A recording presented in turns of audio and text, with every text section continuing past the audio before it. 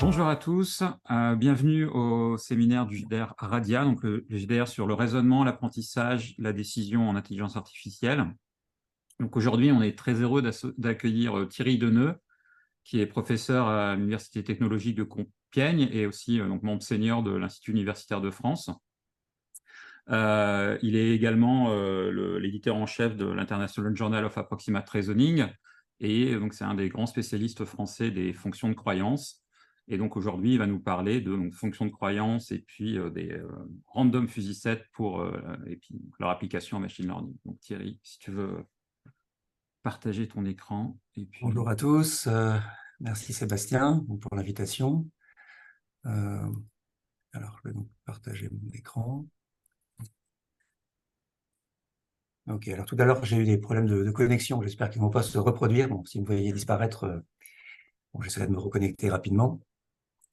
Donc, je vais donc effectivement aujourd'hui vous parler de mes travaux récents sur les ensembles flous aléatoires et les fonctions de croyance et une application à l'apprentissage automatique, plus particulièrement à la régression. Donc, comme vous savez tous, la modélisation de l'incertitude est un problème très important en IA, que ce soit pour la représentation des connaissances, le raisonnement et la décision dans l'incertain. Et puis, plus récemment, on s'est beaucoup intéressé à la quantification de l'incertitude de prédiction en apprentissage automatique. Alors, comme vous le savez sans doute aussi, il est apparu depuis à peu près maintenant pratiquement une cinquantaine d'années que le modèle probabiliste était souvent trop limité, notamment pour représenter des connaissances partielles, des états de croyances peu informés. Et on a vu apparaître donc, des modèles alternatifs, à peu près à la même époque, à la fin des années 70. Et donc, je mentionnerai ici principalement deux modèles. Le modèle dit de la théorie de Dempster-Schaffer, ou théorie de l'évidence, qui est basée sur l'utilisation de fonctions de croyance, donc qui sont des capacités non additives, et la règle de Dempster pour combiner des fonctions de croyance représentant différents éléments d'évidence. Donc ce formalisme, comme on le verra, a aussi un lien très fort avec les ensembles aléatoires, et il généralise la théorie des probabilités bayésiennes. L'autre formalisme, c'est la théorie des possibilités, qui est basée là sur les ensembles flous, les notions de mesure de possibilité, qui sont souvent combinées par des opérateurs type d'intersection floue, notamment les normes triangulaires. Donc ce sont deux modèles bien distincts. Chacun de ces deux modèles peut être plus pratique ou plus adapté en fonction des types d'applications. Par exemple, la théorie des possibilités est bien adaptée pour représenter des informations vagues ou floues, telles que exprimées par le langage naturel, par exemple, alors que la théorie des croyances est bien adaptée pour représenter des informations qui sont à la fois peu fiables, incertaines, etc. Donc, dans cet exposé, je vais vous présenter un modèle plus général que j'appelle la théorie des ensembles flous aléatoires épistémiques, qui, comme nous le verrons, généralise la théorie de Dempster-Schaffer et généralise également une version de la théorie des possibilités basée sur l'utilisation du produit comme un opérateur d'intersection. Et puis, je montrerai une application de ce modèle de formalisme à la quantification de l'incertitude en régression. Donc, on a donc finalement le schéma général suivant, dans lequel on trouve au plus bas niveau les formalismes vraiment classiques. D'une part, ce qu'on peut appeler une théorie booléenne des possibilités, dans lesquelles chaque événement est possible ou non, et nécessaire ou non. Donc, c'est basé sur une information de type ensembliste. Et puis, par ailleurs, on a la théorie des probabilités, qui est basée donc sur, dans le cas fini, l'affectation à chaque élément d'un ensemble d'une masse de probabilités, dont la somme fait 1. Et donc, ces modèles sont généralisés d'une part par la théorie des possibilités, donc qui généralise directement, qu'on obtient en généralisant la notion d'ensemble avec la notion d'ensemble flou, et puis d'autre part la théorie Dempster-Schaffer qui est basée sur les ensembles aléatoires, donc qui généralise à la fois la théorie probabiliste et la théorie, disons, l'approche ensembliste. Et puis donc à un niveau encore de généralité supérieure, on a donc ce nouveau formalisme que je propose et qui est basé sur les ensembles aléatoires flous. Alors, je précise la notion d'ensemble aléatoire flou, bien sûr, n'est pas nouvelle, elle existe depuis longtemps, mais ici, ce qui est, je pense, un peu nouveau, c'est de voir vraiment cette approche comme une généralisation de ces deux théories, de Dempster-Shafer et de la théorie des possibilités. Le terme épistémique est là pour rappeler que dans ce modèle, les ensembles aléatoires flous représentent des états de connaissance ou des éléments d'information.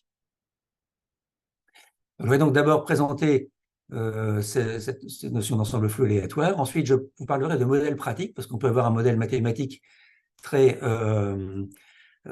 très rigoureux, mais qui serait peu applicable. Donc, c'est très important, je pense, pour une théorie de l'incertain de pouvoir être appliquée, d'avoir des modèles facilement, qu'on puisse facilement mettre en œuvre dans des applications.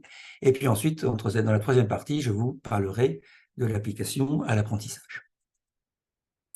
Alors, je supposerai ici que la plupart des membres, je pense, du GDR Radia connaissent au moins quelques éléments de la théorie d'ensemble flou et de la théorie des possibilités. En revanche, je ferai un bref rappel sur les ensembles aléatoires. Donc, pour définir un ensemble aléatoire, donc on se base d'une part sur un espace probabilisé, grand oméga, et un espace probabilisable, θ, et ensuite on suppose qu'on a une application, qui est notée ici x bar, de oméga dans l'ensemble des parties de θ. Donc cette application doit avoir une propriété de mesurabilité qui est que si je prends n'importe quel sous-ensemble mesurable de θ, pour le grand B, eh bien l'ensemble des oméga dont l'image intersecte B doit être un événement dans oméga, doit être mesurable. Donc les images x bar de oméga sont appelées des ensembles focaux de l'ensemble aléatoire. Alors, en théorie de Dempster-Shafer, un ensemble aléatoire ne représente pas une expérience aléatoire dont le résultat serait un ensemble, mais c'est bien l'interprétation épistémique, c'est-à-dire ça représente un élément d'évidence à propos d'une variable grand X, prenant ses valeurs dans un ensemble θ, qu'on appelle souvent le cas de discernement. Donc typiquement, l'ensemble oméga est un ensemble d'interprétation d'un élément d'évidence, et l'application x bar correspond au fait que si l'interprétation petit oméga est vraie, alors eh bien, on sait que grand X appartient à x bar de oméga. C'est un peu comme si on recevait un message dont le contenu serait x appartient à x bar de oméga. Et comme l'interprétation est incertaine et décrite par ces probabilités, on a comme un élément d'information dont la signification est incertaine.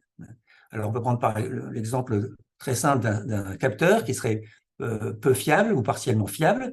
Donc ici, l'ensemble oméga a deux éléments, le capteur est soit fiable, soit non fiable. Supposons que le capteur nous dise que grand X appartient à un ensemble grand B, nous retourne un ensemble grand B de valeurs possibles pour X. Donc si le capteur est fiable, alors on sait que X appartient à B. S'il n'est pas fiable, eh bien on ne sait rien du tout, on sait juste que X appartient à θ. Donc on reçoit bien une information dont la signification est incertaine, et pour laquelle on peut attacher différentes probabilités à différentes interprétations. Donc à partir d'un ensemble aléatoire, on peut définir des fonctions de croyance et de plausibilité. Donc pour chaque événement grand B dans θ, on peut calculer d'une part la probabilité que la proposition que X appartient à B est accréditée par l'évidence disponible. C'est-à-dire c'est la probabilité de l'ensemble des interprétations petit oméga dont l'image par x bar est incluse dans B. C'est aussi la probabilité que X appartient à B puisse être prouvé. Et on note le résultat, on a cette probabilité belle de B, et on l'appelle le degré de croyance en B. Et d'autre part, on peut calculer la probabilité que la même proposition, X appartient à B, soit consistante, cohérente avec l'information disponible. C'est la probabilité de l'ensemble des petits oméga, donc grand oméga, dont l'image a une intersection non vide avec B. Donc si X bar de oméga inter B est non vide, ça veut dire que en admettant l'interprétation oméga, la signification du message est cohérente avec l'hypothèse que X appartient à B. Et ces deux grandeurs sont liées par cette relation, la plausibilité de B et 1 moins la croyance dans le complémentaire de B. Donc ces deux applications, Bell et PL, sont appelées respectivement fonctions de croyance et de plausibilité. Alors très important dans la théorie de Dempster-Shafer, un élément très important, c'est la combinaison d'éléments d'évidence. On peut dire que c'est une approche qui est vraiment basée sur l'idée qu'on représente des éléments d'information élémentaires par des fonctions de croyance et ensuite on les combine par un opérateur approprié. Donc ici, prenons un exemple. Prenons l'exemple de deux capteurs qui peuvent chacun être soit fiables, soit non fiables. Donc si le capteur 1 est fiable, enfin le capteur 1 nous dit que X appartient à A, le capteur B nous dit que X appartient à B. Donc si les capteurs sont tous les deux fiables, on sait que X appartient à l'intersection de A et de B. Donc on voit qu'on va prendre l'intersection des images. Alors maintenant, pour les probabilités, il faut faire ici une hypothèse d'indépendance. Si on suppose que la probabilité que les deux capteurs, par exemple, soient fiables est égale au produit des probabilités que chacun soit fiable, ce qui signifie que connaître l'état d'un capteur ne nous apporte aucune information sur l'état de l'autre capteur, alors on peut définir sur l'espace produit, ici oméga 1 croix oméga 2, la mesure de probabilité produit.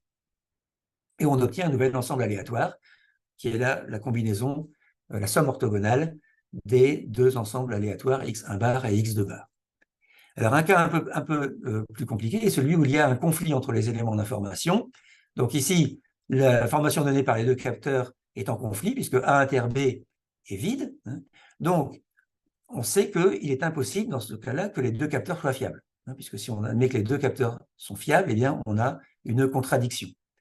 Donc, dans ce cas-là, eh bien, il faut conditionner la mesure produit sur l'espace oméga 1 croix oméga 2 par l'ensemble des couples d'interprétation qui sont consistantes. Donc ici, il y a trois cas possibles. Soit le premier capteur est fiable et pas le second, ou alors c'est le second capteur qui est fiable et pas le premier, ou alors aucun des deux capteurs n'est fiable. Et donc on calcule la densité, la mesure de probabilité produit, et on la conditionne pour éliminer le cas R et R, qui conduit à une contradiction. Donc voici l'expression générale de cette règle de combinaison. Si j'ai deux ensembles aléatoires, donc je dois faire cette hypothèse d'indépendance. Et donc la nouvelle application est obtenue en prenant l'intersection des images de x1 bar et de x2 bar, et on définit sur l'espace produit la mesure de probabilité produit conditionnée par l'ensemble des couples d'interprétation qui sont cohérentes, c'est-à-dire dont les images ont une intersection non vide. Donc cette règle a des propriétés intéressantes, elle est commutative, elle est associative. L'élément neutre, c'est l'ensemble aléatoire vide qui est associé à tout élément oméga, l'ensemble θ tout entier, qui correspond à une ignorance totale. Et puis on a cette propriété qui joue un rôle important dans les applications, qui est que si on ne s'intéresse qu'à la plausibilité des singletons sur θ, on a une fonction de θ dans 0,1 qu'on appelle la fonction de contour, et eh bien on a cette propriété que la fonction de contour après combinaison est proportionnelle au produit des fonctions de contour. Ce qui fait que si on ne s'intéresse qu'à la plausibilité des singletons, eh bien il suffit de multiplier ces deux fonctions.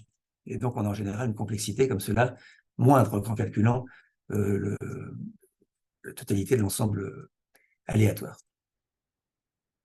Alors, maintenant, la généralisation. Donc, ce modèle se généralise avec le modèle d'un ensemble flou aléatoire. Donc, cette fois-ci, l'application, que je note ici x tilde, est une application de oméga dans l'ensemble des sous-ensembles flous de θ, que je dénote comme ceci, 0,1, l'intervalle 0,1 à la puissance θ. Donc, ici, les images de chaque élément petit oméga, de grand oméga, sont des ensembles flous, des sous-ensembles flous de θ. Et donc la condition de mesurabilité est que si pour n'importe quelle valeur alpha, entre 0 et 1, si je définis cette application qui à tout oméga associe l'alpha coupe de l'image de petit oméga par x bar, donc j'obtiens une application cette fois-ci de oméga dans l'ensemble des parties de θ, cette application doit être fortement mesurable, ça doit être un ensemble aléatoire. Donc il faut que l'alpha coupe, chaque alpha coupe, définisse un ensemble aléatoire. Donc l'interprétation généralise celle que j'ai donnée dans la théorie d'Amster-Scheffer pour les ensembles aléatoires, c'est-à-dire que cette fois-ci, donc si l'interprétation oméga est vraie, la signification du message, si on veut, de l'élément d'information, c'est que la variable x est contrainte par l'ensemble flou ou de manière équivalente par la distribution de possibilités x bar de oméga. Au lieu d'avoir une contrainte, disons, nette, j'ai une contrainte ici floue. Et donc, j'appelle un tel ensemble aléatoire flou avec cette interprétation. Je dis que c'est un ensemble, j'utilise le terme épistémique, encore une fois, pour mettre en évidence le fait que c'est un modèle d'un élément d'information ou d'un état de connaissance, par opposition à des ensembles aléatoires flous qui modéliseraient, par exemple, un processus de génération de données floues. Donc, par exemple, on peut prendre comme exemple un élément d'évidence qui serait à la fois incertain et flou. Par exemple, un témoin nous dit que lundi, la température était chaude, hein, mais ce témoin est fiable à 50%. Donc ici, l'ensemble oméga a deux éléments, soit le témoin est fiable ou n'est pas fiable, les probabilités sont de 0,5. X, la variable X est la température, donc lundi, et donc l'application X tilde fait correspondre à fiable un ensemble flou, qui définit l'ensemble flou des températures chaudes, tandis que l'image de non fiable est l'ensemble θ tout entier, puisque si le témoin n'est pas fiable, eh bien, il ne nous donne aucune information. Alors ensuite, de la même façon qu'on définissait des fonctions de croyance et de plausibilité à partir d'un ensemble aléatoire classique, eh bien, on définit également le même type de fonction à partir d'un ensemble aléatoire flou. Alors supposons que l'interprétation oméga est vraie, alors on peut définir des degrés de possibilité et de nécessité, que X appartienne à n'importe quel sous-ensemble B mesurable sur θ de la manière suivante. Donc là, ce sont des formules issues de la théorie des possibilités. Le degré de possibilité de B, c'est la bande supérieure de l'appartenance de θ à l'ensemble flou X tilde de oméga à l'intérieur de B, pour θ appartenant à B. Et le degré de nécessité de B, c'est 1 moins la possibilité du complémentaire de B. Donc ça, là ici, on raisonne conditionnellement à une interprétation petit oméga. Et maintenant, on peut définir l'espérance mathématique de ces deux termes, et on obtient un degré de croyance et un degré de possibilité. Il faut remarquer que cette idée de définir des croyances et des possibilités comme des nécessités et possibilités espérées se trouve déjà dans un article de Zadé de 1979. Et se trouve donc mathématiquement, cette fonction Bell est une fonction de croyance. Et cette fonction PL est la fonction de plausibilité duale. Donc, un ensemble flux aléatoire est donc comme un ensemble aléatoire classique, est un dispositif qui permet de décrire une fonction de croyance. La différence, c'est que le modèle flou est plus flexible, est plus général. Alors, il faut également généraliser l'opérateur de combinaison. Et donc, il faut avoir un opérateur de combinaison d'ensemble flou aléatoire qui généralise la règle de Dempster pour combiner des ensembles aléatoires classiques. Donc ici, je suppose que j'ai deux ensembles flous aléatoires. Donc si les interprétations oméga 1 et oméga 2 sont vraies, alors la variable grand X à la valeur dans θ est contrainte à la fois par la distribution de possibilités x1 tilde de oméga et x2 tilde de oméga 1 et x2 tilde de oméga 2. Donc elle est contrainte par l'intersection des deux. Donc on a besoin ici d'utiliser un opérateur d'intersection flou pour générer l'intersection que l'on utilise dans la règle de Dempster. Et puis il faut également avoir une façon de gérer le conflit, comme on l'a fait dans le... Donc de mesurer et de gérer le conflit comme c'est réalisé dans l'opération de Dempster en conditionnant la distribution de probabilités jointes. Donc pour l'intersection floue, donc on sait que en théorie d'ensemble flou, on utilise pour les opérateurs d'intersection des normes triangulaires, des T-normes. Alors ici, pour une raison que je n'ai pas vraiment beaucoup de temps de détailler, on a besoin de normaliser l'intersection. Donc on a besoin d'un opérateur d'intersection normalisé, ce qu'on normalise en divisant par la hauteur de l'intersection. Alors pour que cet opérateur d'intersection normalisé soit associatif, il n'y a qu'un seul choix possible de la norme triangulaire, c'est le produit. Donc c'est donc le choix que je ferai pour avoir un opérateur associatif qui généralise l'associativité de la règle de Dempster. Et donc je noterai ici par ce symbole l'opérateur de l'intersection par le produit normalisé. Alors, pour gérer le conflit, donc il faut définir d'abord le conflit. Donc, en cas d'ensemble flou, dans le cas d'ensemble classique, eh bien l'intersection est vide ou pas. Donc, les informations sont en conflit ou pas, alors qu'avec le flou, eh bien, il y a un degré de conflit. On peut mesurer le degré de conflit en regardant la hauteur de l'intersection. Donc, on a ce degré de conflit qui varie entre 0 et 1. Donc, ici, on définira l'ensemble flou des paires d'interprétations oméga 1 et oméga 2 qui sont consistantes. Et on définira donc cela, le degré d'appartenance, c'est la hauteur de l'intersection par le produit. Et ensuite, eh bien, on prendra la mesure produit sur l'espace oméga 1 croix oméga 2 et on va la conditionner par cet ensemble flou. Donc, on utilise ici des notions de probabilité d'ensemble flou qui ont été également introduites par Zadeh dans un autre article. Et on peut très bien conditionner une mesure de probabilité par un sous-ensemble flou. Donc, j'appelle normalisation soft, je ne sais pas comment il faut le traduire ici en français, cette opération. Et donc, on a finalement cette règle, que j'appelle règle produit-intersection, qui donc généralise l'arrêt de Dempster, qui à partir donc, de ces deux ensembles flous aléatoires, x1 tilde et x2 tilde, construit un nouvel ensemble flou aléatoire. Donc, typiquement, on prend l'intersection, on fait l'intersection par le produit, la norme produit normalisée, et on conditionne la probabilité jointe sur oméga 1 croix oméga 2, le produit, on conditionne par cet ensemble flou des paires d'interprétation consistantes. Donc cet opérateur conserve les bonnes propriétés de l'arrêt de Dempster, il est commutatif, associatif, il généralise bien l'arrêt de Dempster quand les ensembles flous sont nets, il généralise aussi la combinaison conjonctive de distribution de possibilités par le produit normalisé, et on conserve cette propriété relative aux fonctions de contour. La fonction de contour, après combinaison, est toujours proportionnelle au produit des fonctions de contour.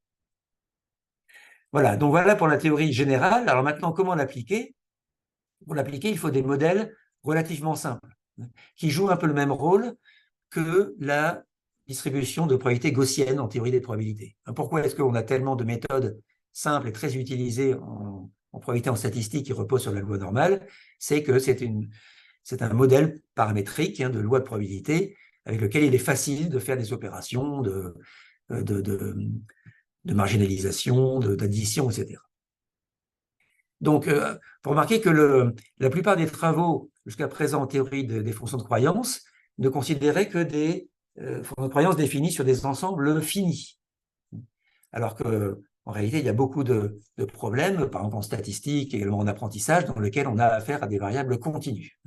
Donc, la théorie des fonctions de croyance sur les variables continues existe depuis longtemps, mais ce qui manquait, c'était des modèles paramétriques de fonctions de croyance sur l'espace des réels, par exemple, ou R puissance P, qui soient facilement manipulables et en particulier combinables par l'opérateur de Dempster. Donc, je vais présenter maintenant des tels modèles. Donc, un modèle que j'appelle le modèle des nombres flous aléatoires gaussiens et sa généralisation, donc les vecteurs flous aléatoires gaussiens, qui sont des modèles d'ensembles flous aléatoires, donc qui induisent des fonctions de croyance et qui sont facilement combinables, notamment par cet opérateur de produit intersection que je viens de présenter. Alors tout d'abord, la notion de nombre flou gaussien. Donc un nombre flou gaussien est un nombre flou, donc un sous-ensemble flou de la droite des réels, dont la fonction d'appartenance est une gaussienne. Donc il est défini par un mode et par une précision. La précision est en inverse de la variance de la gaussienne. Donc je représente ici, par exemple, en rouge et en bleu, deux exemples de nombres flous gaussiens avec le mode -1 et 1 et les précisions 1 et 3.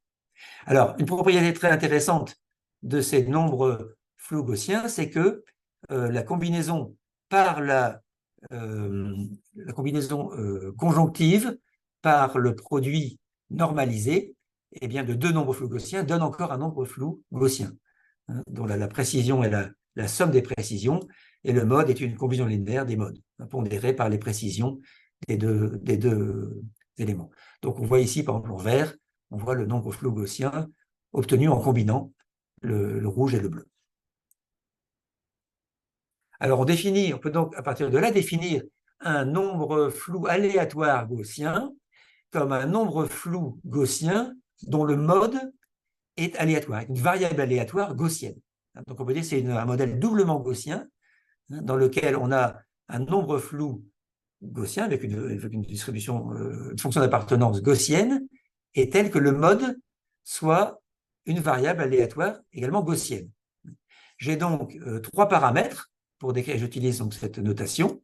J'ai trois paramètres ici, j'ai l'espérance mu du mode, la variance sigma carré du mode et la précision de la distribution de possibilités.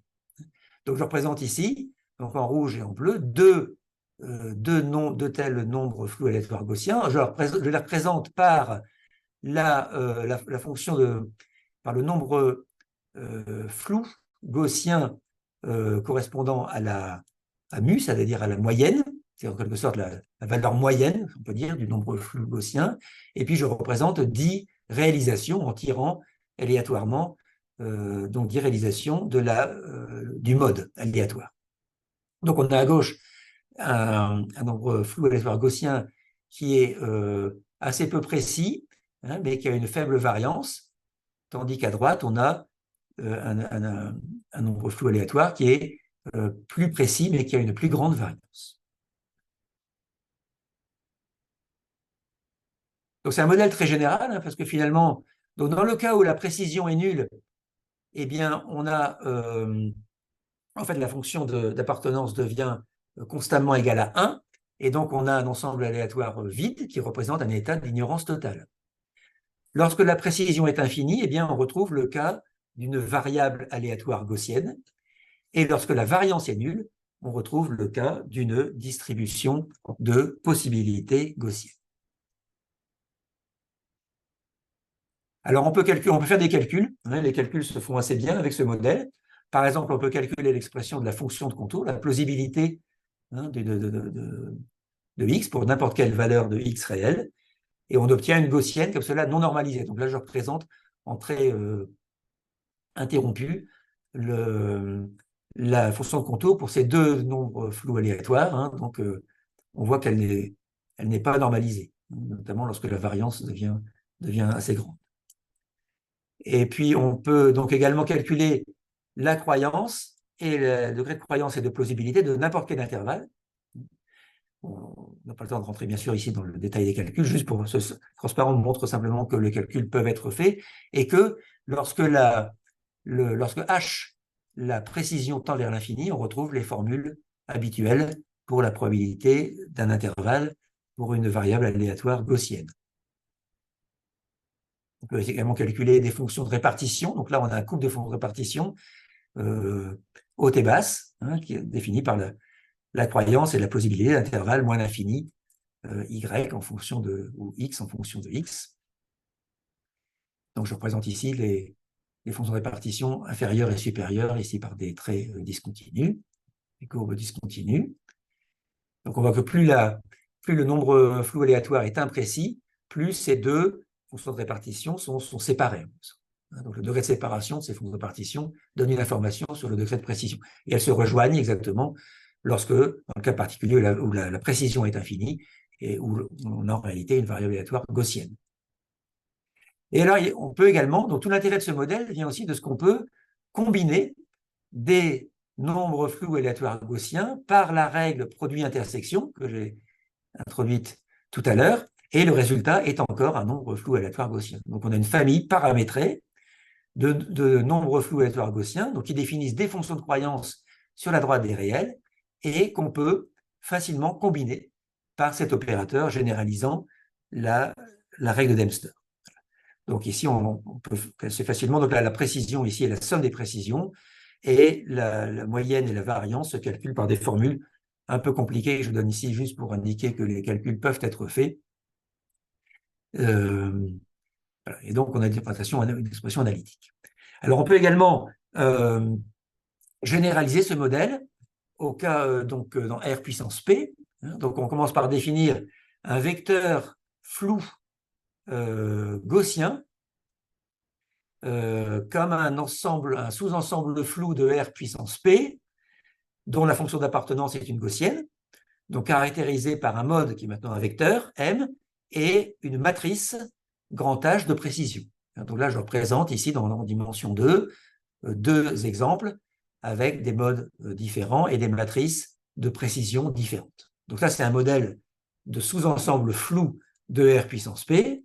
Et puis, maintenant, donc l'intersection, on a la même propriété que tout à l'heure, c'est-à-dire qu'on peut calculer on peut intersecter ces vecteurs flous gaussiens par la règle du produit normalisé, et on a encore un vecteur flou gaussien. Et puis maintenant, on peut définir un vecteur aléatoire flou gaussien comme un vecteur flou gaussien dont le mode est un vecteur aléatoire gaussien. Donc maintenant, le mode devient aléatoire. Donc on a un modèle maintenant à 3 paramètres, un vecteur de moyenne, une matrice de variance-covariance du mode et une matrice de précision.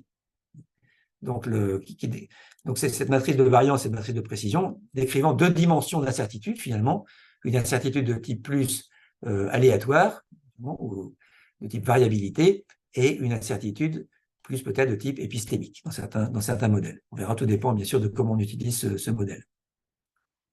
Voilà. Et on peut également combiner des vecteurs flous aléatoires gaussiens par l'opérateur de produit intersection, et on obtient toujours un élément dans la même famille. Donc on peut faire les calculs alors, par des formules qui sont compliquées. Alors ce que je ne dis pas ici, c'est qu'on peut également marginaliser. Par exemple, si on marginalise un ensemble aléatoire flou, un vecteur aléatoire flou gaussien, eh bien, on a encore un vecteur aléatoire flou gaussien. Donc, on peut réaliser l'opérateur de marginalisation et de combinaison en restant dans cette même famille.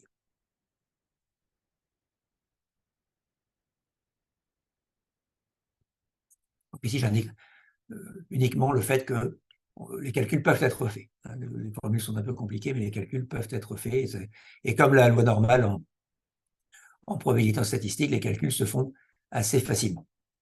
Alors maintenant, l'application à l'apprentissage automatique. Alors la plupart des applications des fonctions de croyance en apprentissage concernaient soit la classification, soit le clustering, soit la classification supervisée ou non supervisée. Et la raison, c'est essentiellement que dans ces deux cas, la variable d'intérêt est une variable discrète, souvent qui prend des valeurs dans un ensemble fini, même si dans le cas du clustering, l'ensemble, là, c'est l'ensemble de toutes les partitions d'un ensemble, même s'il est très grand, ça reste discret. Il y a très peu, pratiquement pas, d'applications de la théorie des fonds de croyance pour représenter l'incertitude de prédiction en régression, parce qu'en régression, la variable de réponse que l'on cherche à prédire est une variable souvent continue, réelle. Donc ici, j'ai proposé un modèle de type réseau de neurones qui est basé sur ce formalisme des nombres flous aléatoires gaussiens et qui quantifie l'incertitude de prédiction par une fonction de croyance issue de la combinaison de nombres flous aléatoires gaussiens.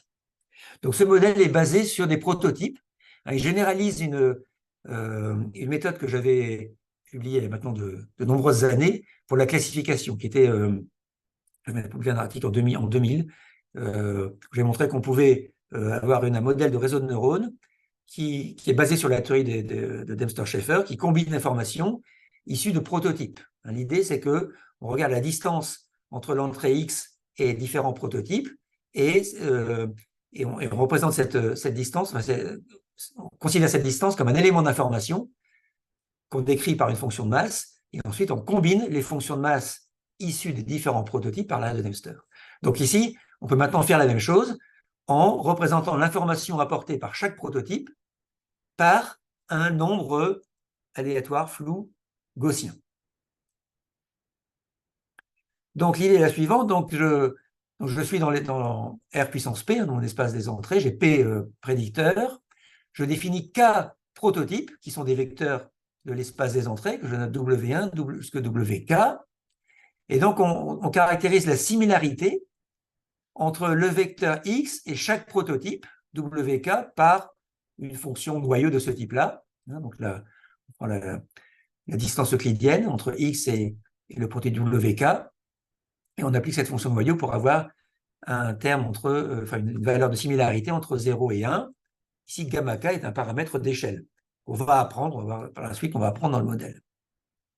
Et donc, on représente l'information ou l'évidence apportée par le prototype WK par un nombre flou aléatoire gaussien défini comme ceci, dans lequel la moyenne, mu k de x, est définie par un modèle linéaire comme ceci. Donc la moyenne, ici, c'est la combinaison linéaire des variables x, j, multipliées par des coefficients bêta kj. Donc j'ai un vecteur de coefficients bêta k et un terme constant ici, bêta k0.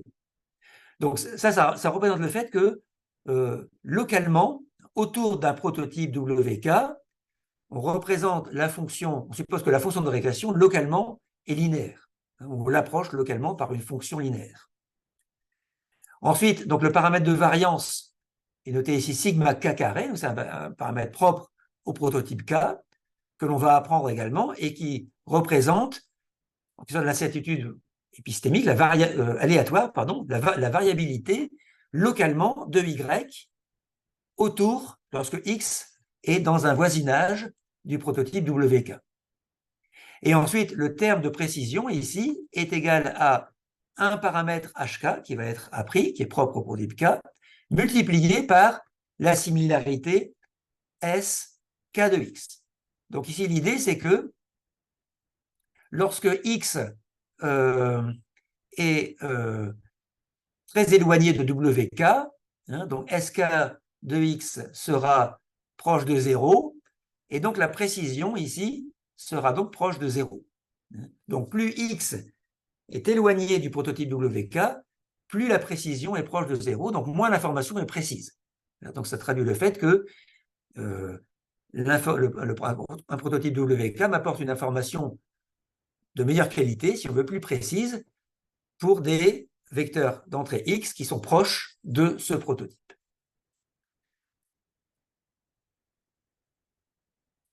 Et donc, j'ai comme cela donc, un nombre aléatoire flou gaussien pour chaque prototype, et je les combine par une règle de combinaison qui est à peu près la règle d'intersection produit que j'ai introduite tout à l'heure, mais avec, sans conditionnement. Puisqu'ici, il n'y a pas de conflit total, donc on ne fait pas le conditionnement simplement pour faciliter les calculs, et ça marche comme ça. Donc je note ici, par ce symbole, l'opération d'intersection produit, mais sans normalisation. Et donc on peut facilement obtenir ici les moyennes, variances et précisions de ce nombre flou aléatoire gaussien. Donc on voit par exemple que la précision ici, c'est la somme des précisions, et la moyenne est une combinaison linéaire en fait des moyennes mu k de x, correspondant à chacun des prototypes. Et la variance est aussi obtenue en combinant linéairement les variances et en renormalisant. Donc ces opérations peuvent être réalisées dans un réseau de neurones avec une architecture particulière, avec deux couches cachées. Donc chacune des deux couches cachées a 2 fois k unités, k étant le nombre de prototypes. Donc ici, on voit que si on s'intéresse ici à la première couche cachée, donc elle est composée de k paires de neurones. Donc chaque paire de neurones correspondant à un prototype k calcule d'une part donc la similarité, et donc là c'est un neurone à fonction de base radiale, et d'autre part calcule la moyenne mu k de x, et donc là on a un neurone linéaire. Donc dans la deuxième couche, donc on a également k paires de neurones, donc pour chaque prototype k, on a un neurone simplement qui élève la similarité au carré, et un neurone produit qui fait le produit de sk de x avec hk de x. Et puis la couche de sortie a 3 neurones pour qui qui correspondent à la moyenne de Y sachant X, mu de X, la variance de Y sachant X, et la précision, un terme de précision. Et donc, on le voit, on a des connexions comme cela entre les neurones de sortie et chacune des deux couches cachées.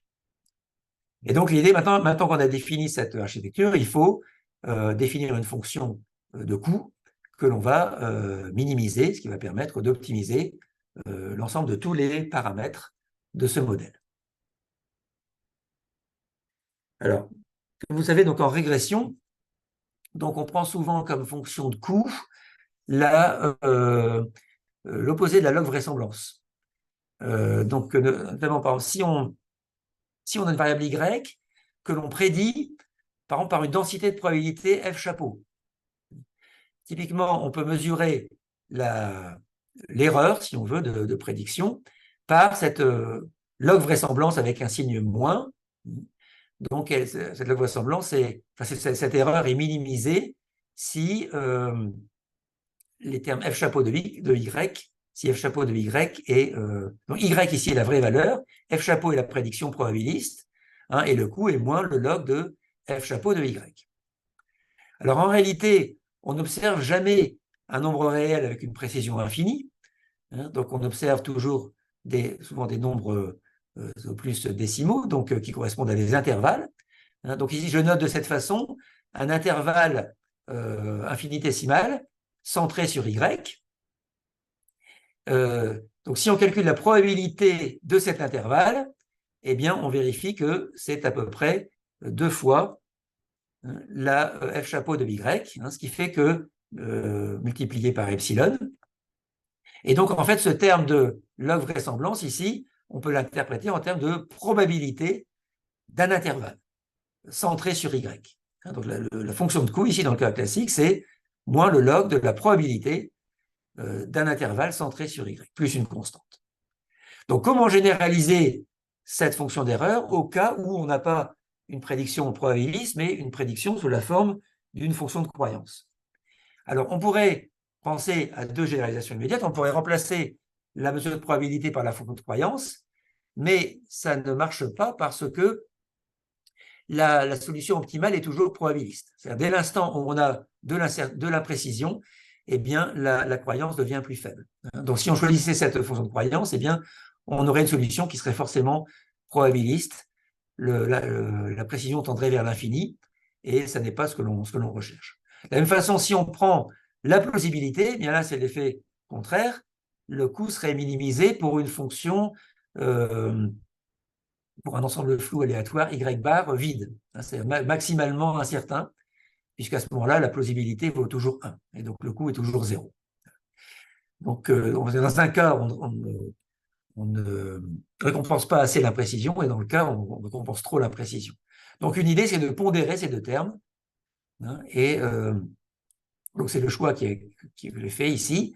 Hein, donc, on définit cette fonction de coût comme une somme convexe de ces 2 termes, hein, log de Bell et log de PL, pour un intervalle centré autour de Y.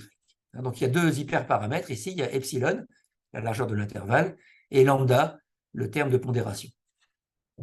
Donc, des valeurs faibles de lambda vont nous donner des prédictions plus prudentes, hein, c'est-à-dire plus imprécises. Donc, pour l'apprentissage du réseau, on va donc minimiser le coût moyen, hein, sur les exemples d'apprentissage, et on va également faire de la régularisation. Alors, il y a ici donc dans le modèle que j'ai proposé, il y a 2 termes de régularisation. Le premier terme de régularisation va avoir tendance à réduire le nombre de prototypes. Puisque ici, donc lorsque HK c'est un paramètre de précision associé au prototype K, si HK est égal à 0, ça revient à supprimer complètement l'influence du prototype, donc à supprimer complètement ce prototype. Donc le premier terme va avoir donner des modèles qui ont tendance à être plus parcimonieux en termes de nombre de prototypes, et le deuxième terme va favoriser des solutions qui se rapprochent du modèle linéaire. Puisque quand on a le terme gamma k, c'est le paramètre d'échelle à l'intérieur de l'exponentielle, quand gamma k est égal à 0 pour tous les prototypes, on a exactement un modèle linéaire. Donc, on a deux effets ici de régularisation. Donc, finalement, on a en tout 4 hyperparamètres. Donc, lambda et epsilon qui définissent la fonction de coût, et ces 2 coefficients supplémentaires, xi et rho ici, qu'il faut régler. Donc, alors, donc 4 hyperparamètres, c'est un peu beaucoup à régler, et donc j'ai obtenu de bons résultats en fixant lambda et epsilon et en déterminant les 2 hyperparamètres de régularisation, xi et rho, par validation croisée. Alors, il y a un autre aspect qui est la notion d'étalonnage, en fait, des prédictions. Donc, il faut d'une certaine façon, comment peut-on décrire la correspondance entre la fonction de croyance prédictive, qui est calculée par le modèle, et la mesure de probabilité conditionnelle de y sachant x. C'est vraiment les vraies probabilités de y sachant x. Donc, il faut, pour caractériser l'étalonnage ou la calibration des prédictions, il faut décrire quelles propriétés ces deux fonctions doivent vérifier conjointement. Et donc là, j'ai proposé cette définition. Je dis que les prédictions donc, de type crédibiliste sont calibrées ou étalonnées si pour tout alpha, eh bien,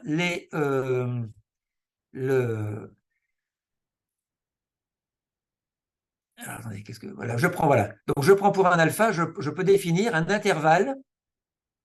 Si je fixe alpha, je peux définir un intervalle que je cite B alpha de x, centré sur mu de x, dont le degré de croyance est exactement égal à alpha. Voilà. Donc, B alpha de x, c'est un intervalle centré sur la valeur moyenne de y sachant x prédite, dont le degré de croyance est exactement égal à alpha. Eh bien, je veux que la probabilité que y appartienne à cet intervalle soit au moins égale à alpha. Donc, je veux que ce degré de croyance, finalement, soit une espèce de borne inférieure sur une probabilité. Et alors, on peut vérifier cette propriété par un graphe qui ressemble au graphe d'étalonnage que l'on fait habituellement dans le cas probabiliste. Donc, je vais vous montrer un instant des exemples de résultats. Donc, voilà un petit exemple de fonction donc, de données simulées. Donc là, c'est la vraie fonction de régression avec une erreur ici qui dépend de x de manière non linéaire. Donc, on a un ensemble d'apprentissage de taille 300. On a pris un réseau avec 30 prototypes. Les hyperparamètres de régression ont été déterminés en minimisant une erreur sur un ensemble de validation. Et donc, ce qui est représenté ici, alors en bleu, c'est la vraie fonction de régression. En rouge, la fonction de régression estimée, donc mu de x en fonction de x. Et puis, les intervalles, avec 3 intervalles de prédiction ou de croyance, correspondant à un degré de croyance de 0,5, 0,9 et 0,99. Donc, si cette bande définie par les intervalles de prédiction au niveau alpha contiennent au moins une proportion alpha de l'observation, eh bien, et ça pour toutes les valeurs de alpha, on dit que la fonction de prédiction est calibrée, est bien étalonnée. Donc, on peut représenter aussi là par des courbes de ce type-là, où on a ici, sur l'axe horizontal, on a les valeurs de alpha.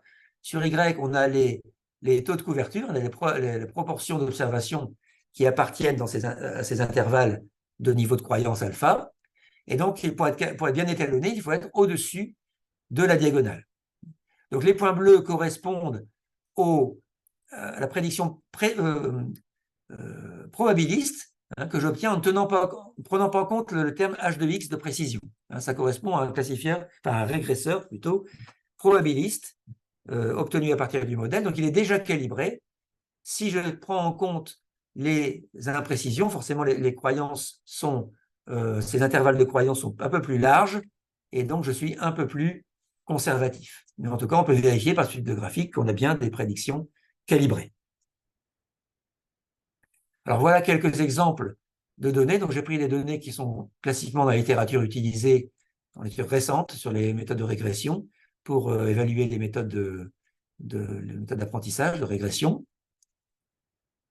Donc ici, j'ai représenté, j'ai comparé les performances en termes d'erreurs quadratiques moyennes, enfin, racine carrée, l'erreur quadratique moyenne, avec différents modèles. Donc les réseaux de base radiale, ici on a des relevance vector machines, les support vector machines, ça c'est le processus gaussien, les forêts aléatoires, les réseaux de neurones classiques, et on voit que pour la plupart des jeux de données, les performances sont au moins aussi bonnes, souvent meilleures que celles de ces méthodes alternatives en termes de précision des prédictions. Donc là, j'ai comparé ici également avec d'autres méthodes, la plupart de type plutôt bayésien, donc qui sont des méthodes récentes en apprentissage, qui cherchent à quantifier l'insert de prédiction. Donc on a ici, c'est le Bayesian backpropagation, ou probabilistic backpropagation.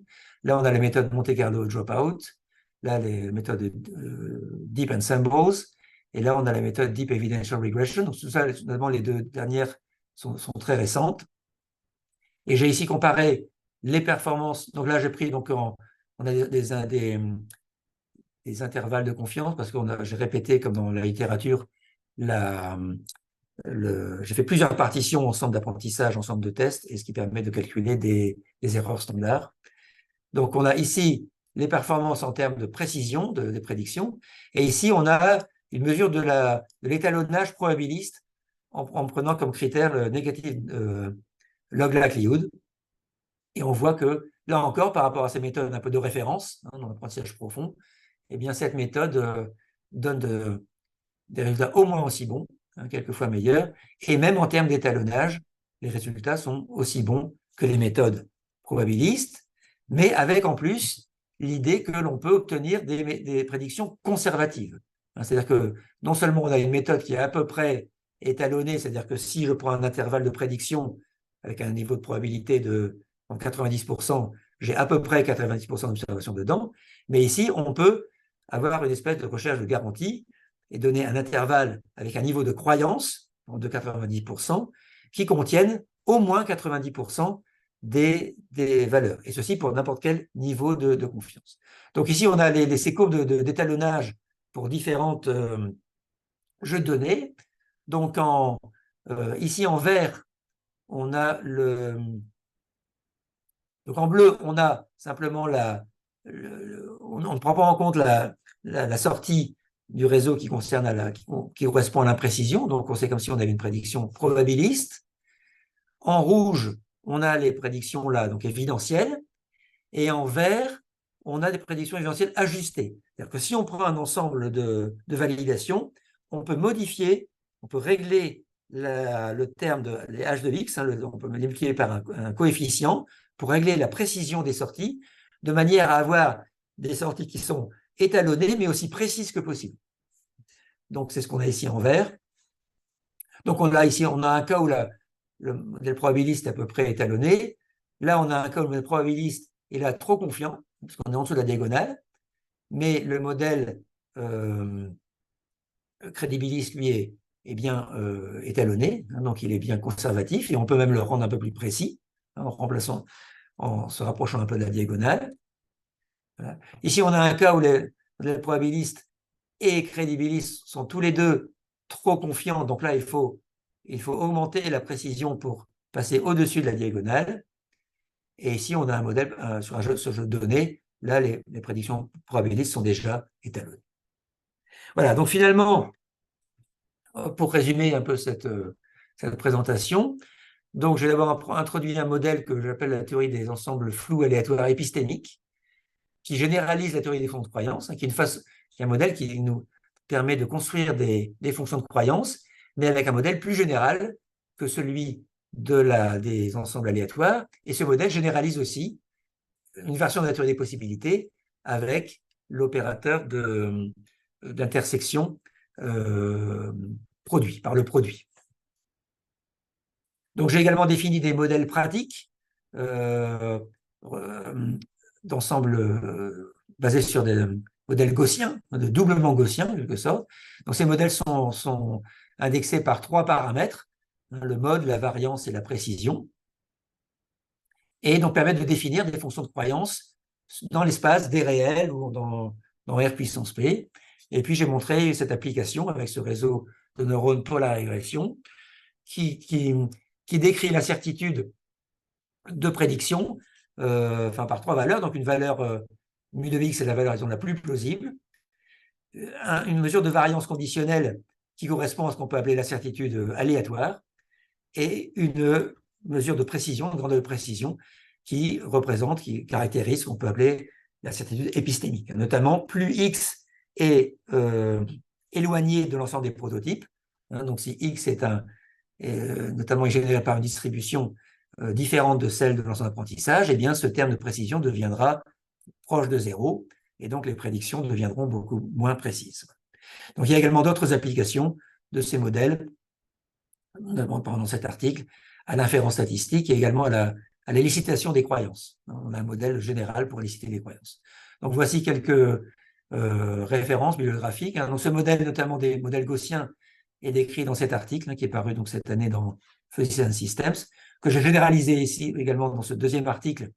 Notamment, on peut faire des mélanges de nombres flous gaussiens, et donc on a comme ça des modèles encore plus généraux. Et puis cet article sur la prédiction, et également il y a un package R qui contient ce modèle de prédiction. Voilà, j'en ai terminé. Je vous remercie pour votre attention.